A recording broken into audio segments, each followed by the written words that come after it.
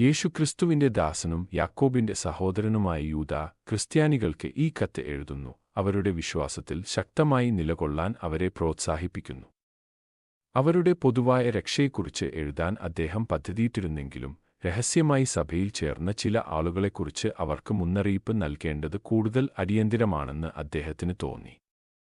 പാപകരമായ ജീവിതം നയിക്കുന്നതിനുള്ള ഒരു ഒഴികഴിവായി ഈ ആളുകൾ ദൈവകൃപയെ വളച്ചൊടിക്കുകയും യേശുക്രിസ്തുവിനെ നിഷേധിക്കുന്ന അഭക്തരായ ചില മനുഷ്യർ നുഴഞ്ഞു വന്നിരിക്കുന്നു.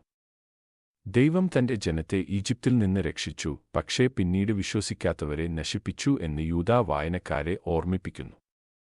ദൈവത്തോട് അനുസരണക്കേട് കാണിച്ച ദൂതന്മാരെക്കുറിച്ചും ഇപ്പോൾ ഇരുട്ടിൽ സൂക്ഷിക്കപ്പെട്ടവരെക്കുറിച്ചും സോദോമും ഗൊമോറയും അവരുടെ പാപങ്ങൾക്ക് ശിക്ഷിക്കപ്പെട്ടതിനെക്കുറിച്ചും അദ്ദേഹം സംസാരിക്കുന്നു.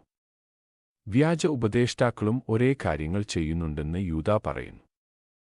ഭക്തികെട്ട മോഹങ്ങളെ അനുസരിച്ചു നടന്നു ദുഷ്ടത സംസാരിക്കുന്നു. അവൻ അവരെ സഹജവാസനയാൽ മാത്രം പ്രവർത്തിക്കുന്ന കാട്ടുമൃഗങ്ങളോട് താരതമ്യം ചെയ്യുന്നു. അസൂയുള്ള കയീന്റെയും അത്യാഗ്രഹിയായ ബിലെയാമിന്റെയും മത്സരിയായ കോരഹിന്റെയും പാത പിന്തുടരുന്നു. ഈ മനുഷ്യർ അപകടകാരികളും സ്വാർത്ഥരുമാണ്. അവർ മഴയില്ലാത്ത മേഘങ്ങൾ, ഫലമില്ലാത്ത മരങ്ങൾ, കാട്ടുതിരമാലകൾ, ഇരുട്ടിലേക്ക് നീങ്ങുന്ന നക്ഷത്രങ്ങൾ എന്നിവ പോലെയാണ്. അവർ പരാതിപ്പെടുകയും അഭിമാനത്തോടെ സംസാരിക്കുകയും മറ്റുള്ളവരെ പുകഴ്ത്തുകയും ചെയ്യുന്നത് തങ്ങൾക്ക് വേണ്ടത് ലഭിക്കാൻ വേണ്ടി മാത്രമാണ്. വിശ്വാസത്തിൽ ശക്തമായി നിലനിൽക്കാനും പരിശുദ്ധാത്മാവിലൂടെ പ്രാർത്ഥിക്കാനും ദൈവസ്നേഹത്തിൽ നിലനിൽക്കാനും പ്രത്യാശയോടെ യേശുവിനായി കാത്തിരിക്കാനും യൂദാ വിശ്വാസികളോട് പറയുന്നു.